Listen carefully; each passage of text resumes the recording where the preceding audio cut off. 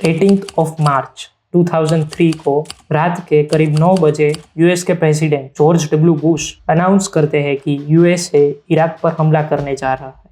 My fellow citizens, at this hour, American and coalition forces are in the early stages of military operations to disarm Iraq, to free its people, and to defend the world from grave danger.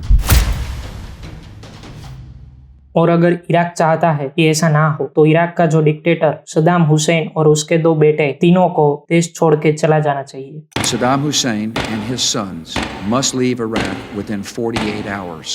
Their refusal to do so will result in military conflict.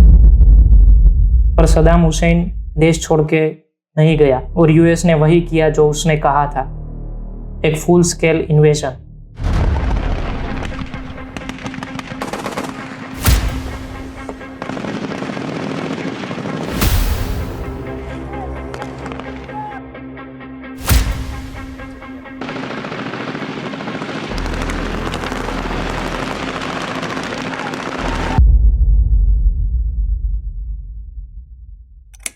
इस war में US के साथ उसके main 3 allied country भी थे जिन्हें collision forces नाम दिया गया था, जिसमें यूएस, यूके, ऑस्ट्रेलिया और पोलैंड देश शामिल थे और इसके साथ कई छोटे छोटे देश भी शामिल थे।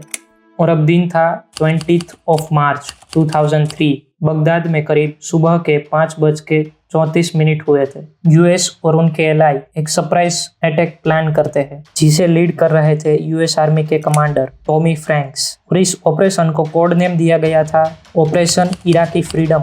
और ये जो अटैक हुआ था वो पर्शियन गल्फ के साइड से हुआ था, जहां से ब्रिटिश की रॉयल नेवी, पोलैंड की पोलिश नेवी और ऑस्ट्रेलिया की रॉयल ऑस्ट्रेलियन नेवी और उनके साथ यूएस की मरीन्स कॉर्प भी शामिल थी, जिन्होंने सबसे पहले अल्फो पेनिनसुला पर अटैक किया और वहां पे साथ में जो ऑयल फील्ड्स थी उन पर भी कब्जा कर लिया और कई सारे जो पोर्ट्स थे उन पर भी कब्जा कर लिया और कई सारी एयर स्ट्राइक्स भी की गई जिसे कोड नेम दिया गया था शॉक एंड अवे। और फाइनली 9 अप्रैल को बगदाद को कैप्चर कर लिया जाता है। उसके साथ 10 अप्रैल को किरकुक शहर को भी कब्जा कर लिया जाता है और 15 अप्रैल को तिक्रित को भी कैप्चर कर लिया जाता है। और अब 1 मई 2003 जॉर्ज बुश यूएस के अब्राहम लिंकन जो एयरक्राफ्ट कैरियर था वहां पर से टेलीविजन पर स्पीच देते हैं। Mission accomplished. The outlaw regime that has ties to terrorist groups and seeks or possesses weapons of mass destruction is a grave danger to the civilized world and will be confronted. इस war से कई मासूमों की जान गई थी और कई लोगों ने अपने परिवार वालों को भी खोया था और बाद में यूएस की जनता भी इस वॉर से बिल्कुल खुश नहीं थी।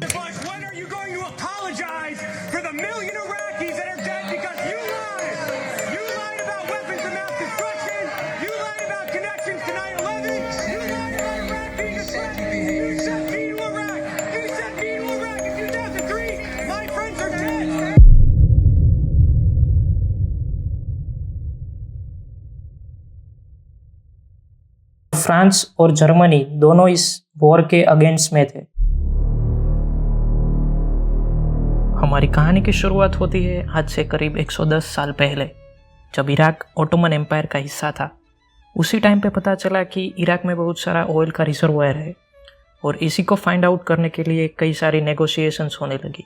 और इसी ऑयल रिजर्वायर को फाइंड आउट करने के लिए 1911 में ब्रिटिश कंपनी जिसका नाम African and eastern concession limited था उसे बनाया गया। साल 1912 में इस कंपनी का नाम चेंज करके तुर्किश पेट्रोलियम कंपनी कर दिया गया, जिसका मेन मोटिव इराक में ऑयल के रिजर्वायर्स को फाइंड आउट करना था। बाद में कई सारी यूरोपियन कंपनीज भी इस तुर्किश पेट्रोलियम कंपनी में इन्वेस्ट करती है और इस कंपनी को लीड कर रहा था एक अमेरिकन बिजनेसमैन कार्लोस थे कुलबेकियन। और फाइनली अब वो दिन था जिस दिन का ये सब लोग बेसब्री से इंतजार कर रहे थे। 14 अगस्त 1927 किरकुक जो इराक का एक शहर था जिसके नॉर्थ में बाबा गुरगुर, वहां पे फर्स्ट टाइम ऑयल का रिजर्वायर मिल चुका था। इस ऑयल के प्रोडक्शन के बदले में इराक की जो गवर्नमेंट थी उसे रॉयल्टी दी जाती थी। 31 जुलाई 1928 को कई सारी यूएस की कंपनियों को और ऐड किया जाता है इसमें और इनके बीच एक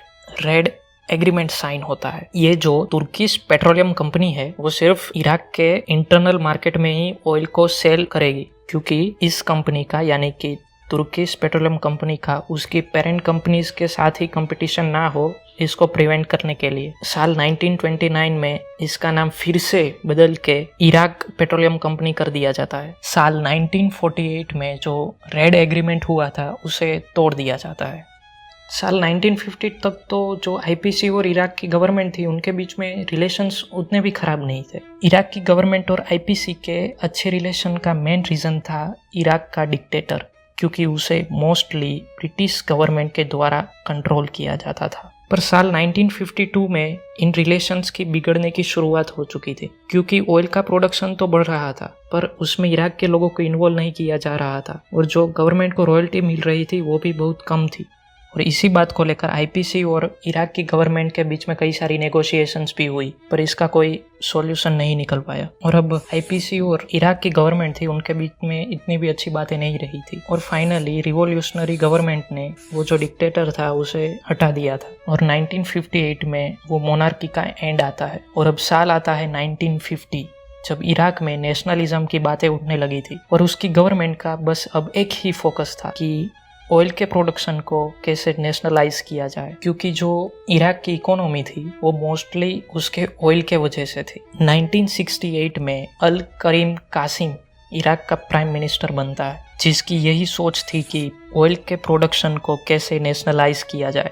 पर उस टाइम पे इराक के पास उतनी टेक्नोलॉजी नहीं थी कि वो ये काम कर पाए और इसी प्रोडक्शन को वो बंद भी नहीं कर सकता था, क्योंकि उसको भी पता था कि इराक की पूरी इकोनॉमी जो इसका पेट्रोलियम है उसकी वजह से ही है। तो इसीलिए उसने वो जो ऑयल पे टैक्स लगता था उसको 1200% से बढ़ा दिया। 1969 में इराक को रसिया का सपोर्ट मिल गया था, जिसकी वजह से 1970 आते आते इराक की गवर्नमेंट ने आईपीसी पर कई सारे चार्जेस लगाए और एक डिमांड की लिस्ट भी जारी की गई, जिसमें इराक की गवर्नमेंट को 20% आईपीसी की ओनरशिप देनी होगी और उसके साथ कंपनी के कई सारे जो एसेट्स थे उसकी भी डिमांड की गई। पर आईपीसी ने ये एक भी डिमांड नहीं मानी और उसे रिफ्यूज कर दिया। और अब फाइनली जो इराक की गवर्नमेंट थी उसने 1972 में ही जो आईपीसी थी उसे टेक ओवर कर लिया और उसका नाम बदल के इराक नेशनल पेट्रोलियम कंपनी कर दिया। साल 1991 तक तो सब कुछ ठीक चल रहा था, पर 1991 की जो गल्फ वॉर थी उसके कारण इराक की जो ऑयल इंडस्ट्री थी उसे भारी नुकसान हुआ। वॉर के पहले जो प्रोडक्शन था वो 1.2 मिलियन बैरल्स पर डे था, जो कम होके सिर्फ 0.7 बैरल्स पर डे हो गया था। अब साल था 2000, जब यूएसए में प्रेसिडेंशियल इलेक्शन थे। जॉर्ज डब्ल्यू बुश जो यूएस के फॉर्मर प्रेसिडेंट जॉर्ज एच.डब्ल्यू बुश के बेटे थे और उनके ओपोजिशन में थे अल गोर जो डेमोक्रेटिक पार्टी के वाइस प्रेसिडेंट थे। और जो जॉर्ज डब्ल्यू बुश की रिपब्लिकन पार्टी थी उन्हें जो बिग ऑयल कंपनीज थी उनसे फंडिंग मिली थी और इन कंपनी ने अपनी 75% फंडिंग जो जॉर्ज बुश की रिपब्लिकन पार्टी थी उसे दी थी। यूएस में जो प्रेसिडेंशियल इलेक्शन होता था उसमें टोटल 538 इलेक्टोरल्स वोट होते थे। अगर किसी पॉलिटिकल पार्टी को वो इलेक्शन जीतना है तो उसे 538 में से 270 वोट्स को जीतना होगा। और अब दिन था ट्यूसडे 7 नवंबर 2000, जिस दिन यूएस की प्रेसिडेंशियल इलेक्शन का रिजल्ट था और पूरे देश की निगाहें अब टीवी पर थी, क्योंकि थोड़ी देर तक जॉर्ज बुश आगे होते थे और थोड़ी देर तक जो अल गोर थे वो आगे होते थे और फाइनली जो जॉर्ज डब्ल्यू बुश थे उन्होंने 271 इलेक्टोरल वोट से इलेक्शन को जीत लिया था और जॉर्ज डब्ल्यू बुश बनते हैं यूएस के प्रेसिडेंट।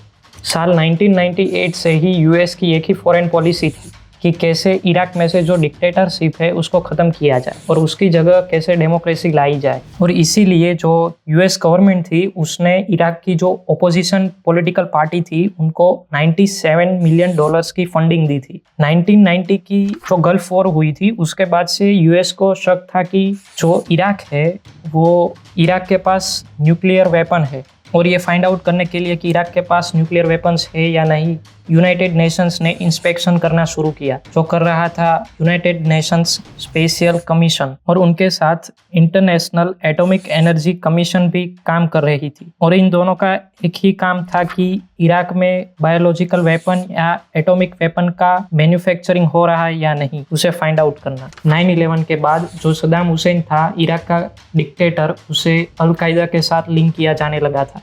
और जो यूएस के president George Bush, Donald Rumsfeld जो यूएस के सेक्रेटरी ऑफ डिफेंस थे, उनको इराक के इन्वेजन का प्लान बनाने को बोल देते हैं। और 27 नवंबर को कहते हैं कि इराक में इन्वेजन करने के लिए एविडेंस को इकट्ठा करना शुरू कर दिया जाए। और अब जॉर्ज बुश इराक के अगेंस्ट में कई सारी स्पीच देना भी शुरू कर देते हैं। और एक स्पीच में जॉर्ज बुश इराक को एक्सिस ऑफ इविल कहते हैं और ये कहते हैं कि यूएसए इसको बिल्कुल नहीं सहेगा। जॉर्ज बुश और उनकी मेंबर्स को भी पता था कि इराक के पास ऐसे कोई भी न्यूक्लियर वेपन्स नहीं है, फिर भी वो इस केस को इंटरनेशनल ले जाने की कोशिश करते हैं। सितंबर 12, 2002 को वो यूएन की सिक्योरिटी काउंसिल को भी एड्रेस करते हैं। और जो यूएन का सिक्योरिटी काउंसिल था वो कहता है कि यूएस के जो भी रिपोर्ट्स दिए गए हैं जो इराक के अगेंस्ट में बोल रहे हैं, वो सब उनका जो बेसिस है वो हाईली एनालिटिकल है, कोई भी रियल लाइफ एविडेंस नहीं मिले। और जो ब्रिटिश के डिप्लोमेट्स थे वो भी यही सेम बोलते हैं कि इराक के पास कोई भी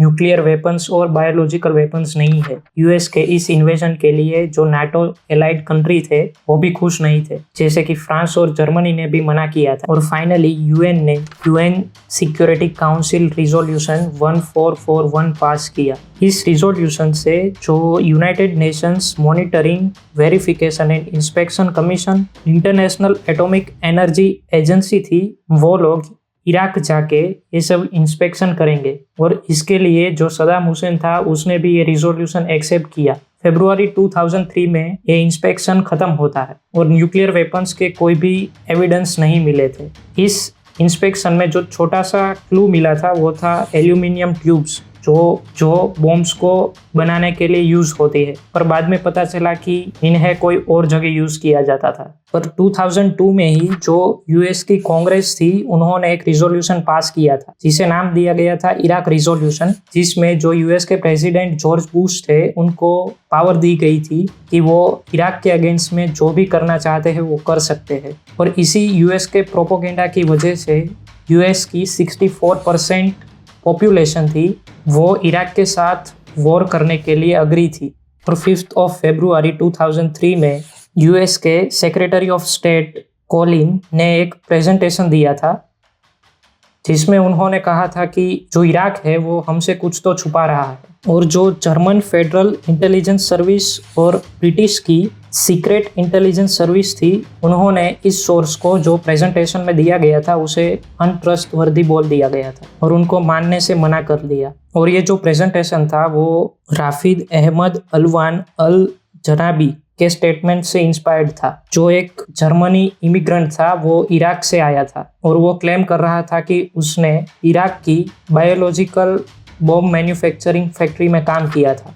और यही सब एविडेंस को लेकर यूएस फाइनली 2003 में इराक पर हमला कर देता है। और इस अटैक के बाद जो सद्दाम हुसैन था उसे इराक के प्रेसिडेंट से हटा दिया जाता है और इराक में डेमोक्रेसी लाने का काम शुरू कर दिया जाता है। और ये जो डेमोक्रेसी का ट्रांजिशन था वो 2003 से 2007 तक चला। और जब तक ये ट्रांजिशन नहीं हो जाता तब तक इराक को ये जो कोलिशन फोर्सेस थी वो ही कंट्रोल कर रही थी और जो इराक की नेशनल सिक्योरिटी थी वो यूएस की फोर्स के हाथ में थी। और इस वॉर में टोटल 1 लाख लोग मारे गए थे। और इस ट्रांजिशन में कई नई पॉलिटिकल पार्टीज बनाई गई और नई आर्मी को भी ट्रेनिंग दी गई और कई नए लॉ भी बनाए गए। इस नए कॉन्स्टिट्यूशन ने 2005 में सभी लोगों को अपने राइट्स भी दिए और रिलीजियस माइनॉरिटीज को भी इक्वल अमाउंट में राइट्स दिए गए। और इस वॉर के बाद जो ऑयल्स कंपनी का प्राइवेटाइजेशन हुआ उसे आप इस चार्ट में देख सकते हो। और आपको क्या लगता है यूएस ने जो ये वॉर की थी वो इराक में से डिक्टेटरशिप को खत्म करने के लिए की थी या फिर उसकी जो ऑयल इंडस्ट्री है उसको पाने के लिए की थी? कमेंट सेक्शन में जरूर बताना।